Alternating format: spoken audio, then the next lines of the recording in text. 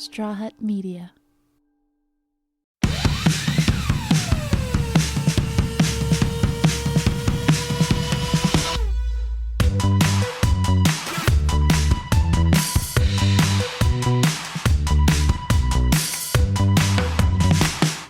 Okay, Saf, how do you feel? Good. I actually feel good. You know, I love therapy. And I love coaching because I'm a mess. You were so receptive. Like, it was such a beautiful Thanks. dialogue to listen to. Like, I was literally bated breath the entire time. I cannot wait for people to How do you think people are going to react to the I'm working on myself and that text message that I have to send? I mean, I could feel it in your voice that it was like, the moment you said, I mean, I don't want to give too much away, but the moment you said, oh my God, that's going to deter some people right away, I was thinking, well, there's one way to get rid of some people. I am going to use that as a way just to get rid of the annoying ones. But two, it might be scary. It feels scary. I was like, people's nervous. responses. Oh. What if someone just says okay and deep down I don't want them to say okay? Okay, sounds good. Have a good journey. That might be like a tough response. So many layers to peel back, but like it was so, I mean, authentic. And I think that people will understand that it was just, I mean, it will hit anything that authentic. I mean, Dr. Tara's amazing. I want to see where I'm at in 6 months. Like, I really do. I want to see where I'm at and how different I am. And even if I'm not much different, just where I'm at and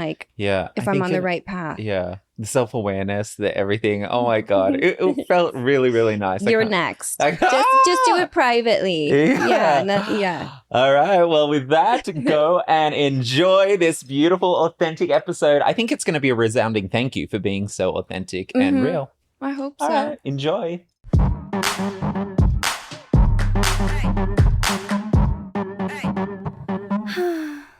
Hey guys, today I am with Dr. Tara again, and she's actually going to be doing a live coaching session with me. You're going to explain the difference between coaching and therapy so they kind of know what's going on, right? Yes. And I'm also glad that you told me that you've been in therapy for a long time, because this is not like about competition. It's not about like, is therapy better or coaching better? Like, you need both because they ultimately do different things to you and help you in different ways. Yeah. So in therapy, you learn from your past.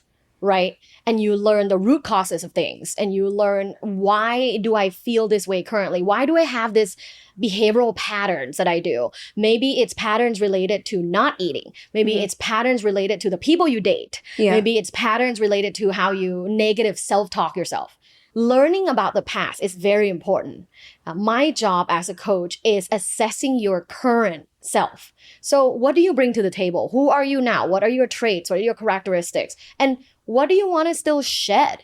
And what do you want to keep and flourish as you move on as an adult? Yeah. And then help you basically set goals that are attainable goals. Whenever my clients tell me goals that I immediately assess as unrealistic, I tell them. And that's the difference between, I think, more like traditional therapy, and I call myself a non-traditional sex coach. I have a lot of non-traditional methods that I use in order to help you achieve your goals. And that's what I want to focus on today. Yeah, I'm excited. I'm so happy. I know the last time I did one of our episodes with you, I was like, I just want to do your one session with you. And I always say, I love you're just so easy. Like, your energy is just like, it's nice. It's comforting, actually. I'm so grateful you said that. My clients have said the same, that they feel like they can say anything and literally anything in the world, and I would not judge them. Yeah. And I've heard like the worst. I'm sure. And it's okay. Sure. And it's okay. And my face doesn't change, and the way I feel about you doesn't change. I am here to help you. Yeah. Yeah. Yay. Want to get to it? Yeah, let's do it. So this is our first coaching session. We've talked before, and I've done some research of you because you are a public figure. So I do know already a little bit about you. However, there are so much more about you. I know 1% about you, right? So since this is our first session, let's get to know each other. Okay. I'll share briefly about me because it's not about me, but I do want you to feel comfortable where I'm coming from. And then I want to hear a lot more about you, where you're from, what are some of the things that you're working on, and where are you now? So as a sex and relationship coach, I have a PhD, particularly in human communication. because my practice focuses on how you interact with other people and what that means for you, and how do you improve yourself as the best communicator. I am married. We're in a monogamish marriage, which means that we do attend sex parties. We may engage with other people, but we always do it together. We're extremely open-minded. I am extremely open-minded, and I'm always in a curious mindset. I rarely judge people based on what they like, what they do, who they have been, who they are now, and my purpose in life is to help people live the most sexually fulfilling life possible. Mm-hmm. So I know that's how you are. That's a little bit about me. Yeah. So tell me, if I ask a general question, where are you from? I'm from Canton, Ohio, a smaller city. Mm-hmm. Yeah. And I was raised by a single mom. I have an older sister and a younger sister. Tell me about being raised by a single mom. It was tough.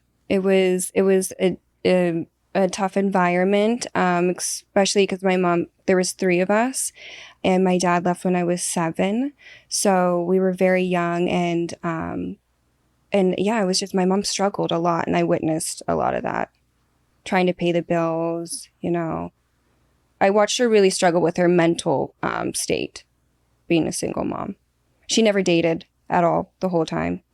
Not one boyfriend. Describe the mental state that you just mentioned. She was just insanely depressed. Like, she would just lay on the couch for a long time. And, I know she struggled to keep her mental stability enough to parent us. Do you feel like that has affected you now as an adult that has worked on yourself through therapy many years? I think that it has affected me financially, where I have extreme anxiety about not having financial stability. Mm-hmm. As for the mental stability, I feel like I worry about mine a lot. Like, anytime I feel like I'm a little bit upset, is this me developing like bipolar or depression? Like, it's a constant worry for me. When you talk about financial stability, it makes a lot of sense growing up with inconsistencies when it comes to resources. You never know what you're going to get, right? Because of limited resources and also inconsistent parenting due to your mother being absent because of her mental health state. Mm-hmm. How has all of this affected you and your dating history? I mean, my dating history has been tragic. I've never had a good boyfriend. I don't think I've ever dated anyone that's truly been in love with me. I don't think I have ever even been in love myself. I think that I only know obsession. My dating life is so tragic. Would you say you've had at least one good relationship in the past? No. None. Out of how many relationships have you had? I've had like 4, like long-term-ish. I've never dated past a year and a half. So a year and a half has been the longest duration of your romantic relationship. Yes, yeah.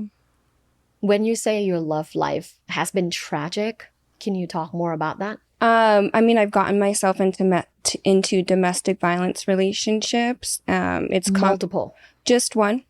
All of them felt like they were going towards that way, but only one ended up that way, if that makes sense. Like, a lot of them, all of my other ones, they were very verbally.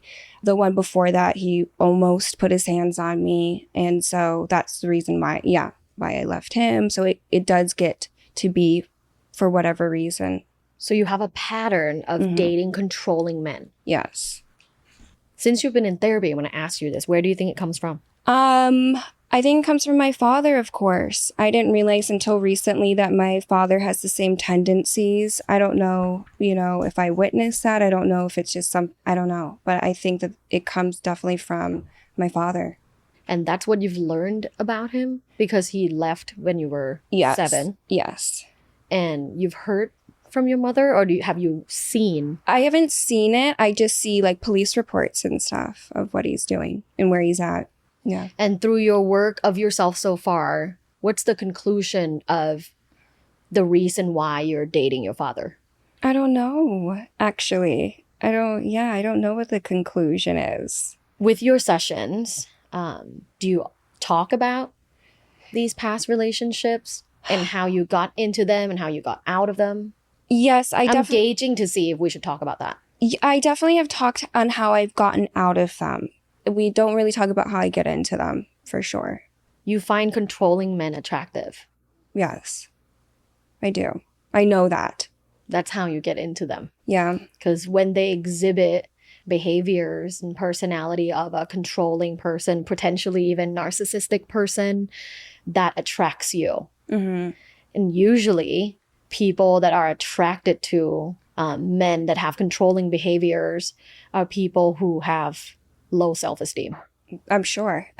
I mean, that's another thing that I'm learning, like not to laugh at it, but I mean, my self-esteem we can laugh at it. We can definitely laugh at it. We can laugh at ourselves. You know, we're all flawed. We have something that we're working on, and it's okay to laugh at it. Yeah, I mean, I definitely have learned that I have had a low self-esteem at times. I'm not going to honestly say at all times, but definitely I get into relationships when I'm at my lowest of self-esteem, for sure. That's when they do come in and like... That's your source of the ability to control your life, is allowing someone to control you. I know. And it gives you some stability. Yeah. Something you crave. Like, oh no, I'm in a downward spiral and I'm waiting for a knight on a white horse to come save me. And here he is, right? Exhibiting all these behaviors that can help me feel more stable, but at the same time, not in a healthy way. Yeah, I know. No, I know. It's getting serious for me. That's why I was like, I got to really put in work because my relations cannot end up worse. Like, I can't have that. What do you think is the source of your low self-esteem? I think it's been I never felt grounded. And I think that it has influenced people to feed stuff to me. I think that I've had a lot of friends and family and exes that purposely feed negativity to me. And you could tell me like, or ask me like, what do I bring to the table? Like you said that earlier. I can't list one thing to you. Like, I don't know what that is about me where am not aware of like my good qualities. And because of that, I think that the low self-esteem comes from constant belittling and constant negativity. I mean, I wake up every morning and the first thing is negativity online, negative text messages, friends saying negative things to me, even just meeting up with them. I don't even think they realize they do that to me. And it's hard to bring myself out of that. Wow. Yeah. I want to commend you for what you just said. You know exactly why you have low self-esteem. Yeah, thanks. Okay, yeah. Maybe I do. So yes, you do have low self-esteem, but you have very high self-awareness. And that's the very, very big first step of changing your life for the better and completely turning it around, where you know the root cause of your main issue. Because self-esteem, it's like a term that is thrown around a lot. Like, oh, she has low self-esteem, or oh, he has low self-esteem. But it truly is the foundation of how you are able to live a fulfilling life and a non-toxic life. Yeah. With low self-esteem, we surround ourselves, like what you just said, we surround ourselves with negativity. And now being in this negative echo chambers, people keep pushing me down. I can't seem to come up and get air. Do you ever feel like that sometimes? Yeah, frequently. Yeah. Yeah, I feel like I'll be like getting like up there with my self-esteem, and then someone will just be like, well, you're not that great anyways. And I'm like, that's not what I'm trying to like, I just feel like people use me as a target for sure to let off their steam. Everybody does it. It's like, let me text Sapphire and let my steam off. And I know that. I don't know what it is. I think I just sit there and listen, and maybe I don't know why I'm just take it on. Have you ever established boundaries? Yes, and they're never respected by people that I've never had someone respect boundaries before when I put them up. And you continue to receive them. So you're not enacting your boundaries. You have set them. Yes. Yeah. But you don't follow through with your own personal actions. No, I do. And then I have to just cut the people off. Like when I put up boundaries, people never just like, oh, okay, she put that boundary up. Let me just respect that. I have to completely get rid of people. That's hard too. That's a whole other thing. That's a whole other thing. Yeah, friend breakup, family breakup. It can be as hard, if not harder, than romantic breakups. Yeah. So you said that you have set boundaries, and for some people you have cut them off because they don't respect your boundaries. But you also said that there are currently people in your life that feed negativity on you. Is that true? It is. Okay. Yeah. So why does this happen? I think it comes from people that I've been friends with for a long time, and I know that I need to get rid of them, and I just need to rip the Band-Aid off. I know who the people are. That's the problem. I know exactly. I could tell, like, they're so predictable. I could tell you exactly what they're going to say and do to make me feel bad about myself. And I also get guilt tripped easy. Like, I'm very empathetic, I think. And yes. And that's one amazing qualities. Thanks. When you just said, I can't even tell you one amazing quality about myself. When you ask me what I bring to the table, that's one amazing quality. That's like 1,000 points. Yeah, thanks. There are a lot of psycho and unempathetic people in the world. And to meet someone who's highly empathetic, it's a privilege. Yeah. So when people talk to you, they get to talk to you. That's a privilege. It's an opportunity for them to interact with someone so pleasant. Yeah, you're right. Yeah. I get an ego boost today. I'm just kidding. Exactly. No kidding. That is an amazing quality. Now let's go along this path of understanding your positive qualities, because I understand that there are people in your life that are toxic, that do not have good intentions for you, and you need to cut them off. Yeah. If it's workable, where you can have open-minded conversations about them, about how our dynamic needs to change. Because I'm not a big fan of just cancel culture. Yeah. You know, people does one thing wrong, like fuck or them. ghosting, like I'm not about yeah. that. Yeah. I'm about let's see if it's worth saving. And there are friendships and family relationships in your life that are worth saving. Yeah. If you have the opportunity to have an open-minded conversation. Would you have that? I have tried actually with the people, and it's like it will go good for a couple of months, and then they'll still, do something that is upsetting. People have their own issues. Yeah. I think the ability to take people at their face value and be able to connect on their good side is a skill. But I completely 100% trust that you can develop this skill. Yeah. Interact with people based on the things that are flourishing for you, right? To you, are they fountains or are they drains? We don't want to hang out with a lot of drains. No, of course. Right. We can have little moments of drains because we're a good friend and we know how to support people. But no. If you're consistently a drain, you need to work on yourself in order to be in my circle. Is there something that resonating with you? Absolutely. I think I also become friends with a lot of people who don't have a lot of friends on top of it. And I think I need to be more cautious of that. That's a red flag. Yeah. People who don't have many friends gravitate towards me. And then I feel bad. I know that I'm their only like kind of friend or close friend. And that's another thing where I feel bad. I know this person's a little bit like, yeah, I worry. Like if I have conversations with friends and I'm like, I don't like what you're doing, and they spiral a little bit, I'm like, why are you spiraling from me? Like, I don't get it. It's hard. You see what you just said, like how you are willing to be friends with people that have their friendship issues. That's another thing. That's another positive thing about you. Kindness. You're very kind. Thanks. Yeah. You're extremely kind. Not a lot of people will put up with shit. Like if there is a negative friend that is like a negative Nancy, I either tell them up front or I just immediately disengage because I know I don't have the capacity. Maybe I need to do that. There is a way to balance your personal trait, which is a very kind and empathetic person, with a healthy behavior around friends. Now, tell me one thing. If you have to describe a great friend in your life, what are some of these qualities? I think that they would also have to be kind, and also be a compassionate person. And I need friends that work hard. Like they have to be ambitious people. And why is that? I need them to have goals, because I can't have friends that just don't want to do anything, because they get into like the wrong type of environments from boredom. Because you don't respect them. Yeah, because I don't You don't respect respect them. Yeah. You only respect people that work hard Yeah. in your subjective evaluation. Yeah. Okay, so now you know you like compassionate people that are kind as well, that work hard. Are there people that don't meet these 3 boxes in your life right now? Absolutely. Get rid of them. Okay. Yeah.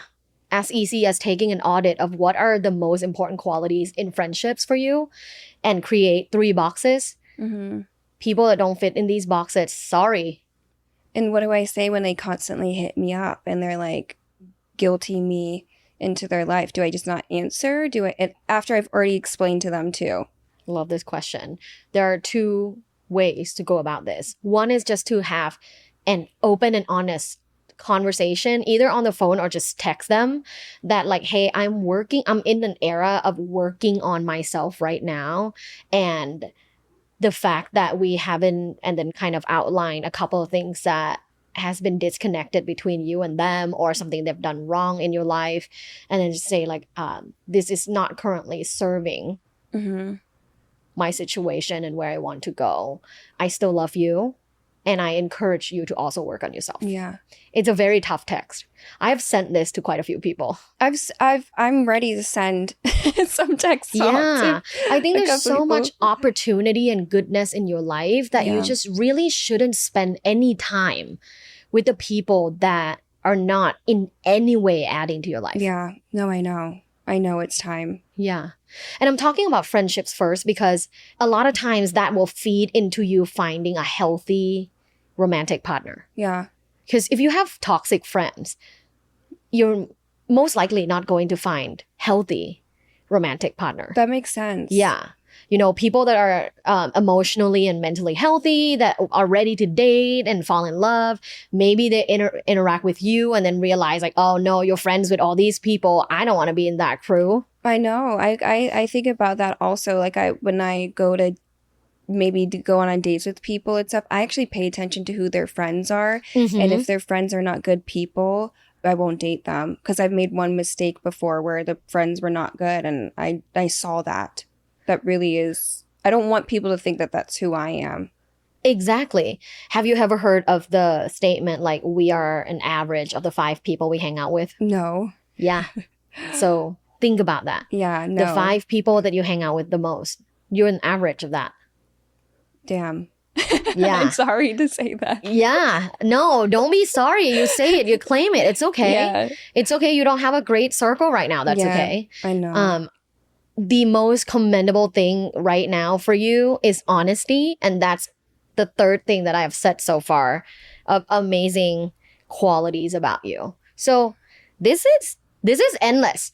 You're highly empathetic. You're very kind. You're very honest.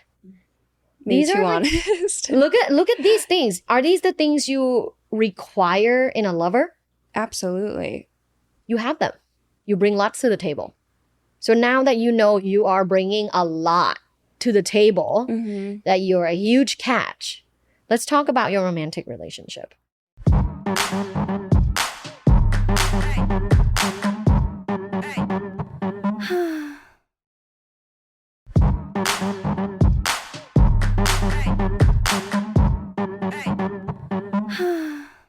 So you know you've been dating controlling men. You're highly aware that that's not something you want to get into next. Yeah. Right. What are you looking for then? Next relationship. Last relationship? Is that what you're hoping for? Yeah, for sure. I don't want to date and keep breaking up.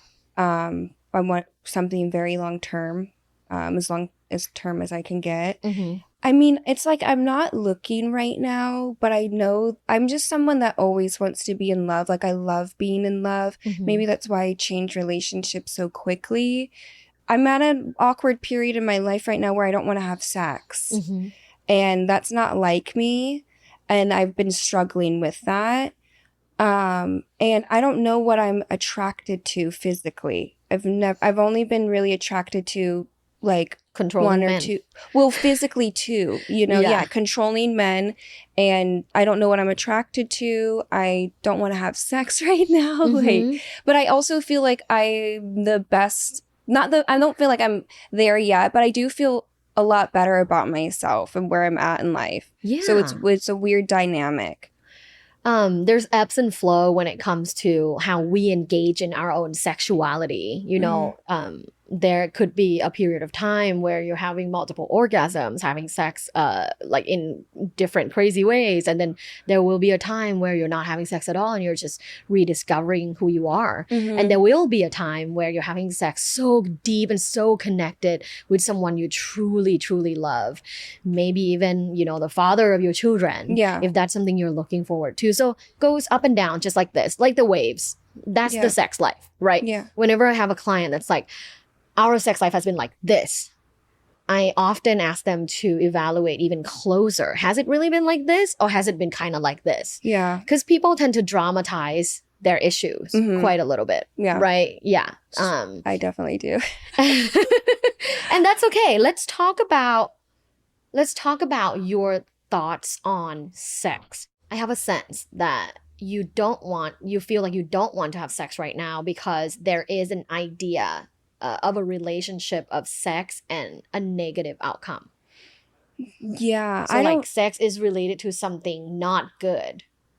And therefore, I don't have a desire to engage in it. I feel like sex for me results in obsession. I have a really big problem with, I'll sleep with somebody one time and when I talk about like insanely obsessed, people will fly drones over my home. They will stalk me. They will show up to my place. And these are people that like, I'm not that, involved with. And I think it really has scared me. They're like, I'm talking like next level crazy. I only get. Wow. Yeah. So this is what people do to you after you had sexual relations. They'll obsessively call my phone. And it will be people that you would never expect. Like, there are people that I feel like maybe are on the same like wavelength as me in a lot of things. And they'll just obsessively call me. It gets, yeah. But that's not about the sex. Okay, what is it about? It's their trait. It's their issues that they have to work on.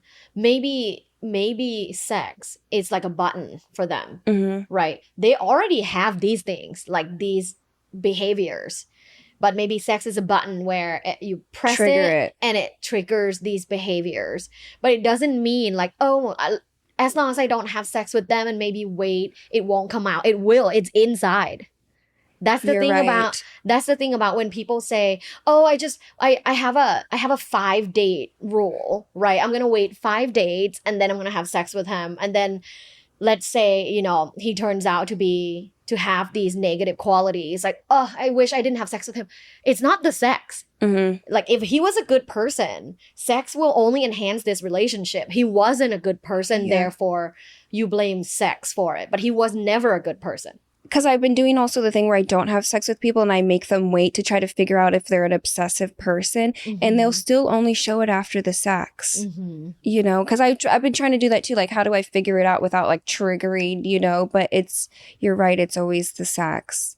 It's interesting that you just said that there are like quite a few of these like obsessive people and you date them. And then even if you wait and you have sex with them and it triggers these like obsessive behaviors, perhaps the problem is the people that you choose have these qualities already. That has nothing to do with sex. This happens with like every different type of person. I've like, when I tell you the scale of people I've been with, like, it's just, I've tried every type of person, and I have the ones that come across non-controlling too. Sometimes they're more scary because it's so they hide it so well. Yeah. So I'm like, how do I know that someone's going to be crazy after?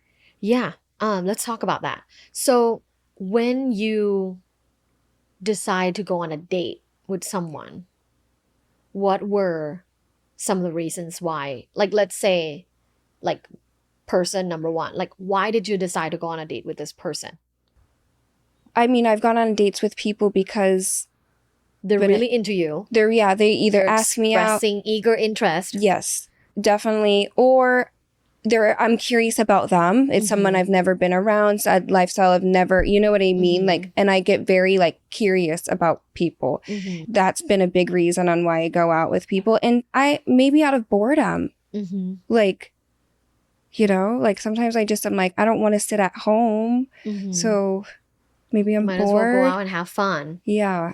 But then people get obsessed with you afterwards. I noticed that they're all heavy drinkers. And that's something I just now realized, that I got to stay away from people who heavily drink. 100%. Yeah.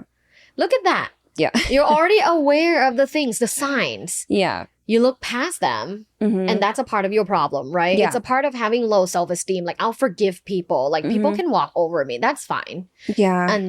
And you know, building up your self-esteem, it's a journey.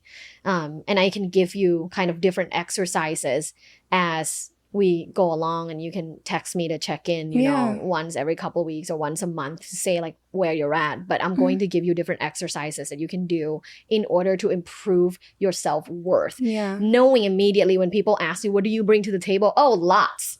Have you seen me? I'm Sapphire, and these are 5 amazing things about me. I want you to get there, the space where you know exactly what you bring to the table. Yeah, I want to get there too. Yeah. I need that. Yeah. And self-worth isn't anything about like how much money one makes, how much one weighs, what kind of house or car one has. It's all about the internal. Okay. All about these qualities that I just said already. You're highly empathetic, right? You're very kind, and you're very honest. Yeah. And these are already like the big 3. Right. So these are the things that you bring to the table. Yeah. And internally, you are a very, very loving person. I am. But how you love is problematic. I know. Due to the instability of your childhood. Yeah. You seek control to control your life through controlling men. And by going on dates with these people who you know, I think you already know, will become obsessive of you because you want validation. With low self-esteem, like, why not go out, have fun, have people worship me? Why not? That's fun. I want to be worshipped. Right? Who doesn't? Yeah. But that's the thing. You want to be worshipped by a healthy partner, not these people that just see you as an object. Yeah, I know. They want to take you out. You're a doll that they take out and dress up. And and dress up, and you know all of these things already. Well, I mean, when you're speaking them, I'm like, yeah, this You're is like, like, yes. it's like, it's clicking in my brain. It's resonating hard. Yeah, it is. Because this is my year of like really trying to figure out what I've done wrong. Like, seriously, in friendships and relationships. It's really hindered me in a lot of ways. And I don't want that anymore. It's drained me. I was just telling you before we started, like, people don't understand what I went through last year and the year before. Like, it was so hard for me. I lost my hair. I lost, like, I've been extremely underweight, not eating. And I don't just deal, you know, with those things. I deal with a lot on top of it. And I can't let my body go and who I am go because of, you know, these hardships. I don't want that for myself. I got to stop. A symptom of low self-esteem is lack of self-care. Because low self-esteem means low self-worth. And if you have low self-esteem, you don't really take care of yourself, right? Like, yes, you look amazing right now. You put on makeup, you put on beautiful hair, and you're a beautiful person. You got good genetics, right? But taking care of ourselves internally, that's what you've been neglecting. Yeah, absolutely. 100%. By interacting with the toxic people, by going on dates that you don't really mean to. Yeah. You know, see these people in a healthy way. Yeah. So you're almost like stabbing yourself slowly a little bit through all these little interactions in your life. Yeah. And like you said, it hinders you from flying. Yeah, it does. But you have all the qualities to fly. I do. Just have to let go of all the heavy things. I need to. I got to start now. Yeah. Well, with your question of like, how do I identify an obsessive person, right? There are so many signs. However, I do want to acknowledge, like, if you read a Psychology Today article and it says like, here are the 5 signs of an obsessive person, there will still be people that are so damn good at hiding themselves that will trick you. Perhaps completely changing the way you date might be better. I know. So when it comes to love, there are multiple love styles, Okay. right? And it sounds like your current love style is ludic. And a ludic lover is obsessed with love. Yeah. These are the people that tend to get very attached, tend to love bomb. Well, that's another problem I have. I don't get attached. And No, I don't. So do you mean like attached as in? To them. Yeah, I don't get attached to the people. Like, I don't think I've ever, like, attached. Even the people that you've dated for a year and a half? So you only play all the 4 people that you've dated over a year. Yeah. You've only played with them. Yeah. And you do not get I don't think I've ever been actually attached. But do you get time attached? Like, do you spend a lot of time together? I do, yes. So that's the attach I'm talking about. It's superficial. Okay. Not like securely attached, not like soul bond, but more like spending a lot of time together, being codependent. So a ludic lover, people can have like tendencies of a ludic lover because it's fun. Like it's a playful person that maybe like enjoys being kinky and inviting sex in different ways. But what I think would be really helpful for you is actually learn to love as a friend. And I know it doesn't sound spicy at all. And, you know, it's from Dr. Tara, sex coach. But I think learning how to love as a friend and to start your relationships as friends might be best. Yeah. I mean, that, of course, that's going to be the best thing, you know? Yeah. I do have problems like I was already, when you said friend, I was already getting annoyed. I'm not going to lie. And I don't even, you know what I mean? I don't even have anybody in head of that in my mind where I'm like, oh yeah, I could be. It's just a lot for, like, people are a lot for me. Like, people drain me emotionally. And for me to be a friend and also have sex with a person sounds like a lot. So not like that. Not like friends with benefits. Okay. But establishing. With no sex. No sex. Okay. No sex at the beginning. And establishing a good friendship. The way you describe a good friend in your life. When I ask you, what are the qualities of a great friend? I would say, try to establish these qualities of a great friend in a lover first. What do I do if I have problems with men not wanting to be my friend? Because that would be really hard for me to get a male friend. I'll be completely honest. Like maybe it's good. Maybe it just... Yeah, if it comes easy, maybe that's not good. Okay. So... Yeah. I mean, you're pretty, you're nice, you're interesting, you're successful. There's going to be lots of bees around. Yeah. There's going to be lots of bees. It's quality over quantity. Mm-hmm, of course. Let's say there's 100 people approaching you right now. You only need one. Yeah. You only need one good one. Mm-hmm. So perhaps being more difficult, not going on these mindless dates and interact with toxic people who will then become obsessive of you. Yeah. But rather waiting and cultivating good friendships with maybe 1 or 2 people that you see a potential could be a good way. And if they're down and if they understand your process, and I would like be open-minded and tell them, hey, this is where I'm at. I'm in my growth era and, you know, improving my self-esteem era. And I really want someone to stick around. Yeah. Someone that I respect. A friend. Yeah. A friend. Someone that I respect. Because we know you only respect people that work hard. So someone that I respect. Someone that I can trust. Someone kind. Mm-hmm. I need someone in my life like this. Yeah. If you feel like this is not something that you want to engage in, I would say goodbye and I wish you the best. I mean, I'll just say that to anybody. It will be a challenge for you because you do enjoy going on like dates and have fun. I do enjoy the masculine energy. I love to be overly feminine, and for me to feel feminine, I don't know what it is. I feel like I need masculinity around me, and I do struggle with that. Like, it makes a lot of sense. Your father left. Your mom had to be very strong and be the provider, and you watch that. You're like, fuck no. When I grow up, I'm not gonna be that person. I want to be feminine. I want people to help me. I want to feel like I can rely on someone. I want to be subtle. I want to be soft. Completely understandable. Yeah. Right? Yeah. There is a strength in you though. So there is masculine traits within you. Yeah, I know. Yeah. But I completely understand the desire to be feminine and soft and be taken care of. Yeah. Now, we want to make sure that you are finding and dating the people that will appreciate the femininity, but also strengthen your masculinity and be there for you and say, you can do it.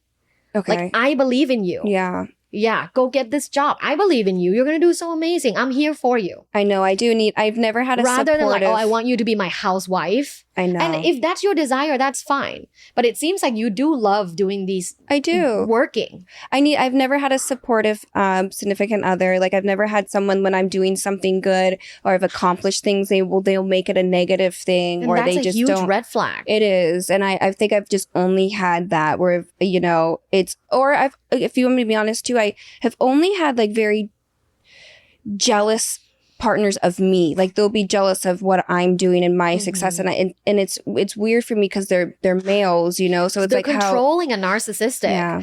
The more success you have, the more freedom you're gonna have. The less control they have over you. If you're not that successful, they can control you. They can provide resources. But if you're more successful, oh no, she's gonna fly away. She's gonna find someone better. Like, it's very obvious. I guess it is. I didn't realize how obvious it was. You know? Yeah. Working with a professional. Yeah, I've seen this many times. And I want to tell you the truth based on the assessment of this session that I know you can change. No, of course. Yeah. Yeah. I can tell that you're very determined. Another thing, let me write down. Yeah. No, I am. And I need to be not so determined where I'm rushing my healing either. You know, I gotta, because I'll be like, I want to heal tomorrow. And I know that that's not realistic either. Accepting the process. Yeah. An average time of people setting their dating goals and sex goals and getting towards where they report feeling good about achieving their goals is at least 6 months. I was gonna say, I'll give myself like 6 months. 6 months. Sounds good. That's the magic number. Yeah. Yeah. Doesn't seem like that long of a time. It is really not. When you're a busy individual, 6 months is so fast. It is. I feel like I'm still in 2023. Like, where did it go? I know. It's so fast. I'm sad about it. Okay, so I want to do a little bit of a recap. Okay. And then your to-dos. Okay. And then we can do, like, of course, we don't have to film it. We can do a monthly check-in. Let's do it. Yeah. For 6 months. Yeah. So first off, we talked about the top 3 characteristics of a great friend. And you had identified someone kind, someone that you respect, right? Someone that works hard, and someone that gives you reciprocal good energy, right? Like, you provide that to them, so you want that from them. Yeah. So your number 1 actionable item is doing an audit of every person that you interact with weekly. Okay. This is a big task. Yeah, it is. I'm already thinking. Yeah. Only the people that you interact with weekly. Right? So you'll meet people that because I mean, you're on set all the time. You meet people that you meet like once a month. Like, no, they're peripheral people. Yeah. We're talking about core people that you talk to weekly. Okay. Take an audit, take your time, write it down, maybe in a journal or on your phone, like write down these people. Like, let's say if there's 10 people or 5 people, write them down. Okay. And then I want you to rate them based on quality. Okay. Of the 3 things that you just told me it should have in a great friend. Okay. Yeah. From 1 to 10 of an overall assessment of your own subjective assessment.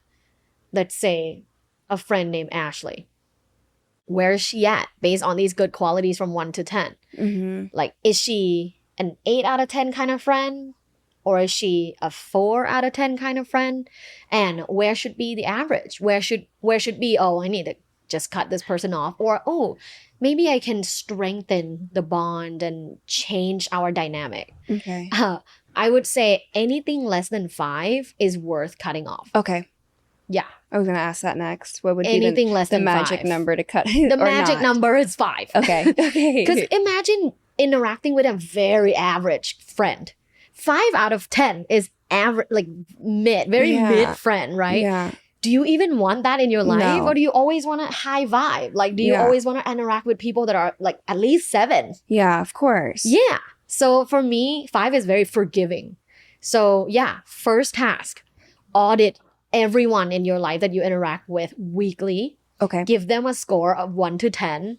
And anyone less than 5 is a cutoff. And we already talked about the 2 methods of like cutting off. It's either, you know, Text. you have to just distance yourself or like text them Yeah. or get on a phone call and have that difficult talk. Okay. But if they're like a 2, feel free to just distance yourself. Yeah, like, you don't I know. need to explain yourself. Yeah. and Yeah. If they're really how much low you want to enough. heal and grow. Yeah. It's your journey. Mm-hmm. So that's your first task. The second actionable item that you wanted to do is related to your self-esteem and growing your self-esteem. I've heard from your other podcasts as well. You guys were talking about affirmations. Mm-hmm. And in positive psychology, affirmations are extremely powerful. I think it's been adopted by a lot of like online gurus in a way that like people that love science-based things start to not trust the method. Yeah. But if you look into academic research on positive psychology, you'll see one of the most successful methods Okay. is positive affirmations. The second one being visualization. Every professional athlete does visualization with Okay. their like sports psychologist. So using affirmations, I want you to craft 5 affirmations based on your top 5 qualities. Okay. You know, I am an empathetic person. I am one of the kindest people I know. Mhm. I am like, I am, or these statements down, 5 of them. Yeah. And I want you to look at them and read them every single day. Okay. I do this for myself every single day, and I always show up 120. Okay. Yeah. I'll do that. Can you do that? Yeah, absolutely. That's amazing. I love doing stuff like that. I just Yes. gotta read it and believe it. You Yes. know, and that I think that's the disconnect. I'm going to tell you right now, the first 2 weeks, you won't believe it. Yeah. Yeah. You'll just read it and think it's kind of silly, but whatever. Keep doing. Okay. The growth is in the action, not the thoughts. So like maybe you think this is silly, but you keep doing it, keep doing it, keep doing it. Mhm. Oh shit, maybe I am a lot. Maybe I do have a lot to offer. Like, oh shit, maybe I am the queen. Maybe, Yeah. you know, it's a privilege for people to talk to me. So these 5 qualities you're going to write down. Okay. And then you're going to read them like every single day Okay. until we check in again in a month. Okay. Every day. Okay. I'll Don't do miss it. a single day. I won't. Yeah. It's only I'll effective keep it on if my you do phone. it. Like, I'll keep it on my yeah, phone keep it on your notes. phone. That way Maybe it's even easy. change it to be your an alarm or something. Yeah. Yeah. Or change it to your wallpaper. Okay. Yeah. 5 amazing things about Sapphire. Okay. I'll do that. Yeah, do it. You have to do this seriously. I And you will. have to do it every single day. I absolutely will. And then lastly, we're gonna change the way you date. So are you dating right now? Like, are you seeing a couple of people or talking to someone? I just like talk to people, Okay. but nothing physical. And I do like go and sleep over at guys' places, but that's not dating. That's Yeah. just actually strictly sleeping, not even sex. Jobs. So, Their I don't- jobs. well, it's like I just go watch. It's again trying to get that masculine energy. So I'll just go Yeah. watch a movie with them, and then we'll fall asleep, and I'll leave in the morning. Mhm. But I think that I'm just kind of trying to feed that. But no, I'm not dating. Mhm. So Okay, so from now on, are you on like dating apps? How do you date right now? Raya, or they just DM me on Instagram usually. DM. Yeah. And then dating apps. I actually really don't even. I just like scroll and Raya just like out of boredom. Okay. I think I met like 1 or 2 people from there. I want you to be honest, completely honest With next them? time with them, that you are currently working on yourself and that the next person you date, you hope to be the person that you're going to be with for a long time. You're going to say that when they're like, hey, Sapphire, like, you know, fire photo, or like you're so beautiful or sexy, or I saw this on TV about you, or whatever it is, however they interact with you, to say, hey, because obviously if you're not interested, you don't respond, right? Right. Right. So if you are interested and you're responding, this is what I want you to say is Okay. that, hey, like let's say, hey, Ryan, I don't know, is this name triggering? No. Okay. Just want to make sure. Hey, Ryan, like, you know, like whatever you say first thing, like pleasantries, thanks for reaching out, or like, you know, I like your profile photo too. But I'm only looking to get married. Yes. Yeah. I want you to say, first off, I want to be transparent. I'm currently working on myself, and the person that I'm going on a date with next is going to be someone that I see myself with long term. Yeah. Okay. When you say this, you're going to get rid of all these unworthy moths in your life. And there's no need to interact with 100 people when you only need one. You're right. Yeah. Okay, I'm going to say always remember that statistic too. You only need one. I'm going to say that just to get rid of some of them because I know that they're not going to react well and I could just not even have the drama. Leave. Yeah. Yeah. Doesn't fit my life goals right now. I'm taking myself seriously. I'm improving my self-esteem. I'm improving my self-worth. I know what I bring to the table. So next person I go on a date with is going to be someone I feel like deserves my time. Yeah. Deserves me long term. You're right. Are you that person? Oh no, okay, bye. Yeah. I don't need to spend time like chatting back and forth, sending photos, emojis. Yeah. Like no time for that. It's a waste of my time. Yeah. It is. How about that? I'm gonna do it.